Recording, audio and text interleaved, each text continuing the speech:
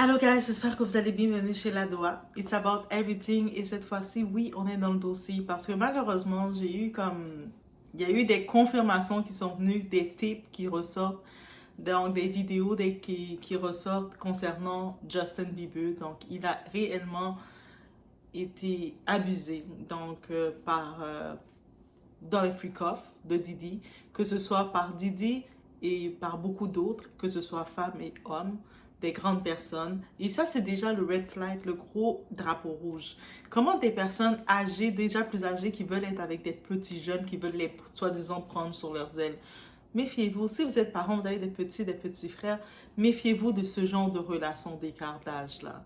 Donc, c'est triste, c'est cette industrie, c'est ça qui est dénoncé. Donc, on dit 2024, c'est l'année des expos. Toutes ces vedettes que vous voyez, que vous trouvez qu'ils avaient une vie de rêve, mais dites-vous qu'ils n'ont pas d'âme. Ils n'ont pas d'âme de faire ça.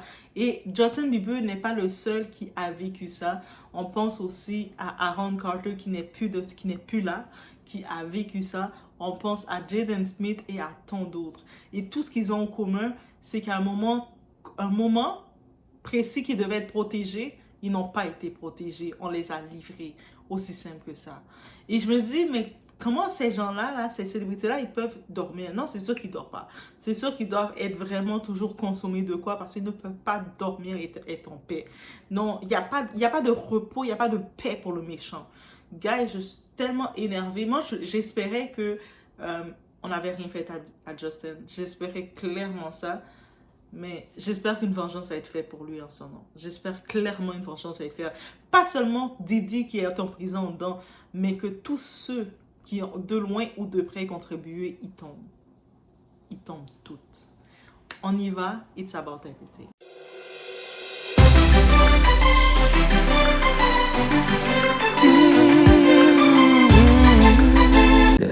You know, go through anything I went through. I don't wish that upon anybody. It looks like Diddy is asking him if he has a wire. Justin says no. And Diddy checks to see if he has a wire.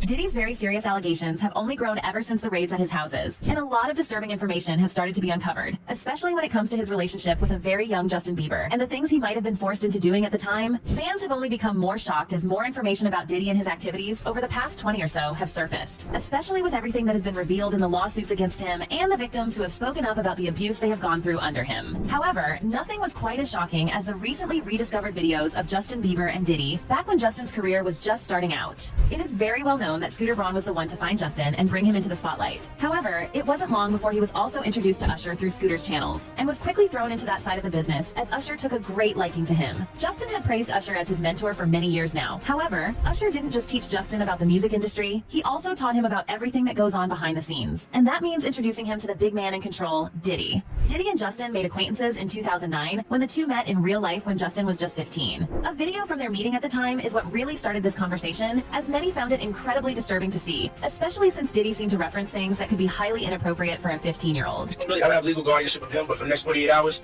he's with me. So, and we're gonna go full crazy. Going crazy. 48 hours. Let's go. Let's just go get some girls. Let's go get some girls. Man, after my heart. That's what I'm saying. Donc, vous savez, en vrai, qu'est-ce qu'on retient de tout ça? C'est comme les démons, quand ils viennent te chercher, te proposer des faux plans, des fausses opportunités, ils viennent pour voler ta lumière, ça c'est clair. Ils n'ont aucun plan d'amour ou de passion pour toi. Ils viennent juste en voulant te détruire et retirer tout ce qu'il y a de bon en toi et t'utiliser, prendre ton énergie, parce que les autres, ils n'ont pas d'énergie, ils se nourrissent de toi, ils se nourrissent de ton innocence, ils se nourrissent de ta lumière, ils se nourrissent de tout ce que tu as de bon en toi.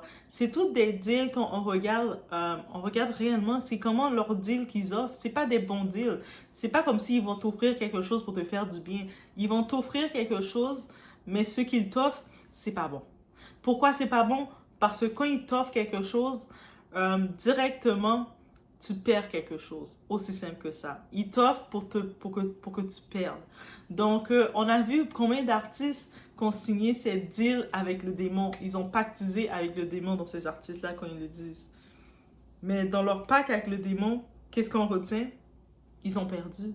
Donc, même des fois, quand ils sont venus avant de pactiser, avant de signer leur contrat de l'enfer, avant de venir dans les bras du démon, ils étaient à un niveau. quand ils sortent de là, ils sont encore plus bas que ce qu'ils étaient parce que là, ils se retrouvent avec des séquelles, des dépendances. Ils se retrouvent, des fois, ils sont même plus en vie. Ils se retrouvent, ils ont plus la paix, ils ont plus le sommeil parce que tu ne peux pas avoir être avec le démon et avoir la paix parce qu'ils viennent tout détruire tout ça. Et puis, quand vous regardez, il n'y a aucune sympathie pour Didi qui est en prison, là, guys. Pensez pas que quand je fais les vidéos, des fois, je regarde différents points de vue, c'est que j'ai la sympathie pour ce type-là.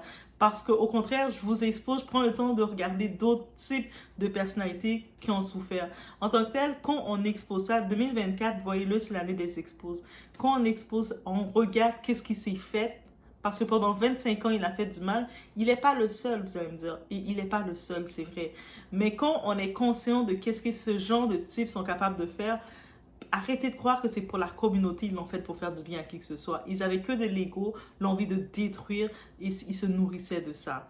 Donc, c'est ça qu'il faut comprendre, et ça doit nous signer une alerte d'être vigilant. C'est-à-dire que vous avez vos petits, si vous avez un petit avec vous, petit frère, petit cousin, petite soeur, que vous avez vos enfants ou quoi que ce soit, utilisez l'instinct de protection. Même si vous avez votre enfant qui fait de la danse, vous voulez qu'il a du succès dans la danse, mais ne le laissez pas comme tout seul en pensant que vous allez le laisser avec son grand manager ou le grand qui va le protéger.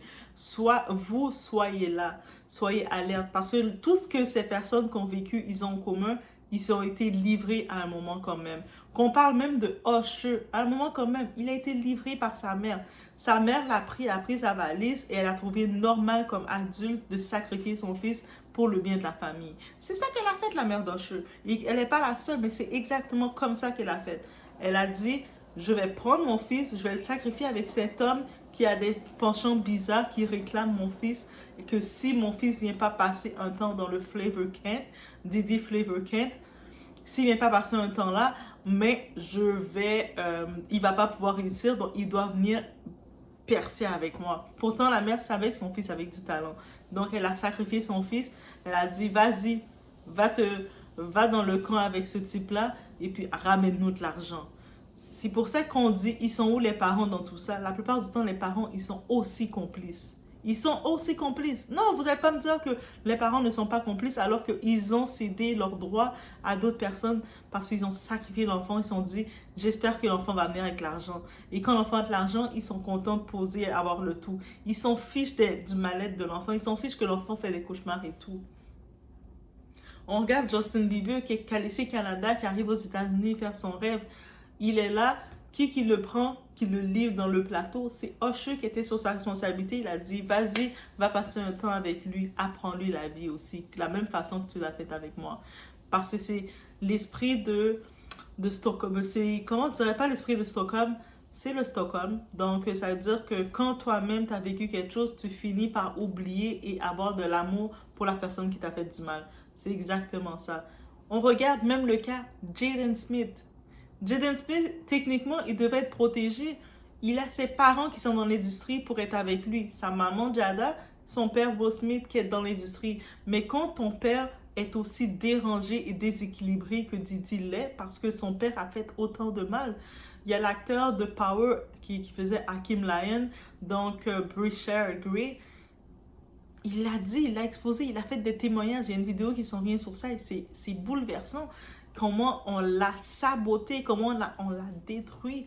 Donc, eux autres, quand ils viennent dans la vie, quand les parents, ils délivrent, ou les gens, vous délivrez les jeunes comme ça, vous les tirez vos petits comme ça, comme vous pensez que c'est un bien que vous faites parce que la personne vous dit, ah, il va faire mon enfant devenir riche, il va sauver la famille. Mais quelle méchanceté que vous avez. Au contraire, ils sont là, des personnes comme Didi, des Will Smith de ce monde, des Odell Beckham, des Kim Kardashian. Kim Kardashian aussi dit, Justin l'a pointé du doigt. Hein. Peu importe vous les fans de Kim, même moi je peux pas être fan de Kim. J'aimais bien Kim, je voulais bien l'aimer, mais je peux pas être fan de Kim. Parce que dans une entrevue, Justin lui-même, en ouvrant sa bouche, il a pointé du doigt, il a dit que Kim était une sorcière, était mauvaise. Ça veut dire que toute sur ses airs de quoi que ce soit, c'est une mauvaise. Et elle mérite de tomber aussi. Si on s'étend associé et on fait ça, elle tombe aussi. Aussi simple que ça. Aussi simple que ça. Ils font tout. Ça va faire un changement. C'est sûr qu'il y aurait toujours tant qu'il y a ce type d'hierarchie, il va toujours avoir ça, des gens qui vont profiter des autres ou voler la lumière des autres. Mais si ça peut faire un déclic d'être vigilant, moi ici sur ma chaîne, qu'est-ce que je dis toujours? On enlève le fanatisme. Le fanatisme, c'est un déséquilibre. Quand il y a le fanatisme, on commence à idolâtrer des gens qui ne méritent pas d'être idolâtrés. Vous allez idolâtrer Pink qui a fait des choses bizarres. Vous allez idolâtrer tous ces gens-là qui ont fait des choses bizarres, en boire du sang ou faire des choses, des sacrifices bizarres et profiter des autres. Et il ne faut pas les donner cette force-là d'idolâtration. Oh my God, je l'aime tellement, il est tellement bon. Non, on idolâtre personne. J'ai vu comme ça passer, il disait c'est la liste, la fameuse liste des gens qui étaient au freak-off. Certaines personnes encore qui sont dans l'idolâtration disaient « Ah, mais c'est pas parce que c'était au freak-off qu'ils ont fait quelque chose. » On n'a pas dit les fêtes de Didi où il y avait les gens qui font la fête. On a dit le freak-off. Freak-off, c'est la partie, c'est la version qui était avec de l'huile pour bébé et toutes les choses que Didi avait. C'est le freak-off. Techniquement, il y a une liste qui circule des personnes qui y étaient. Et dans le freak-off, c'est toutes les choses dark qui se sont passées, les choses freak, leurs rituels et j'en passe. On ne parle pas de la fête encore. Il y a une différence entre les fêtes qui faisaient des événements et les freak-off. Les freak-off. Donc, malheureusement, avec les fanatiques, ils vont quand même vouloir justifier leur célébrité. Ah, mais ma célébrité est correcte. Elle était une bonne personne. Alors que vous ne les connaissez pas, qu'est-ce qu'ils ont fait? Vous n'oserez même pas mettre vos propres enfants, vos propres petits frères, petites sœurs avec ces démons-là. Parce que vous le savez qu'ils sont des démons. Mais vous continuez de vouloir les trouver des excuses. Non. On ne peut pas les trouver des excuses. Et oui, qu'ils sont exposés, vous allez dire, ah, mais on parle d'eux parce que pourquoi ils ont fait ça, ils ont fait ça. Non, on parle d'eux parce qu'on doit justement les exposer. Tout ce qui a été fait dans la noirceur, à un moment, la lumière s'allume et puis ça annule la noirceur. L'ascenseur monte, mais finit par redescendre. Et tous les étages que tu as fait ton ravage, tu dois te retrouver confronté à ça. La même façon qu'on voyait Didi, monter dans chaque étage dans l'ascenseur, il se pensait comme le roi intouchable. Il pensait que personne ne pouvait le toucher. Il ne pensait pas rentrer en prison, lui. Il pensait qu'avec ses avocats, il allait pouvoir payer, donner un petit peu d'argent comme ça et ça allait passer. Toutes les vies qu'il a brisées, que ce soit ses employés, c'est-à-dire qu'il allait prendre des rappeurs qui avaient des rêves, qui s'en sortaient, qui rappaient, qui faisaient un petit peu leur gagne-pain, il venait les promettre des contrats de démons. Et maintenant, ces personnes-là se retrouvaient avec moins que ce qu'ils étaient supposés avoir avant d'être avec lui. Est-ce que vous vous rendez compte c'est quoi l'offre qu'il donnait à ces gens? Donc, ils venaient offrir des fausses promesses. C'est-à-dire les gens, ils étaient là en train de s'en sortir par eux-mêmes. Quand ils l'ont vu arriver avec sa grosse voiture, aux vêtements impressionnants, qu'il ait fait des soi-disant deals, au lieu de venir d'être avantagés, ils s'en sortaient avec beaucoup moins de ce qu'ils devaient avoir. C'est ces offres-là qu'ils faisaient. Et quand vous êtes en train de vouloir croire qu'ils faisaient du bien pour la communauté, il faut savoir c'est quoi la définition du bien pour vous. Quand vous voyez maintenant, des fois, oui, on va dire, oh, ok, mais pourquoi ces personnes-là ont pris autant de temps pour parler? Pourquoi toutes les gens qui étaient témoins, ils sont pas allés dénoncer? Déjà, vous savez l'ordre, comment ça fonctionne. Quelqu'un qui a été... qui vit quelque chose, tant que lui, il n'a pas la force qui vient à lui de dénoncer qu'est-ce qu'il vit, même si les gens autour vont vouloir dénoncer, ça va aboutir à rien. J'avais répondu à quelqu'un concernant ça qui disait, ah, mais là aussi, pourquoi, par exemple, quand Jack Harwig, qui était dans l'industrie, qui chantait avec les Jay-Z, tout ça, je disais, pourquoi Jack Harwig, par exemple, elle décide maintenant d'exposer, hein? Pourquoi elle expose? Pourquoi elle n'a pas fait ça plus tôt? Mais déjà, pourquoi elle ne pouvait pas faire ça plus tôt? Parce que les autres gens qui avaient directement été victimes, qui avaient subi quelque chose, n'étaient pas encore prêts à le faire. Même si elle serait allée le faire, ça n'aurait pas marché. Et puis l'exemple que j'avais donné, que je remets, c'est simple. Vous êtes chez vous, votre voisin est en train de se disputer avec sa femme. Grosse dispute alimentée et très physique. Même si vous sentez que c'est intense, qu'il fait du mal à sa femme, vous pouvez essayer de faire un petit peu de bruit, essayer d'appeler la police, faire des signalements. Vous pouvez même aller voir la police et dire, regardez, ce monsieur-là, il est méchant avec sa femme, je veux porter une plainte. Ah, ok, merci. Et on attend que cette personne vienne nous voir maintenant. Mais tant que la femme vient pas voir la police pour officialiser la plainte, ça va pas marcher. Et même si la police vient chez le voisin et dit « Hey, qu'est-ce qui se passe? On a entendu que des gens disent que vous avez un mauvais traitement. » Tant que la personne dit pas « Oui, en effet », votre plainte sert à rien. Et c'est aussi simple que ça. Est-ce qu'on peut comprendre ça? On doit le comprendre.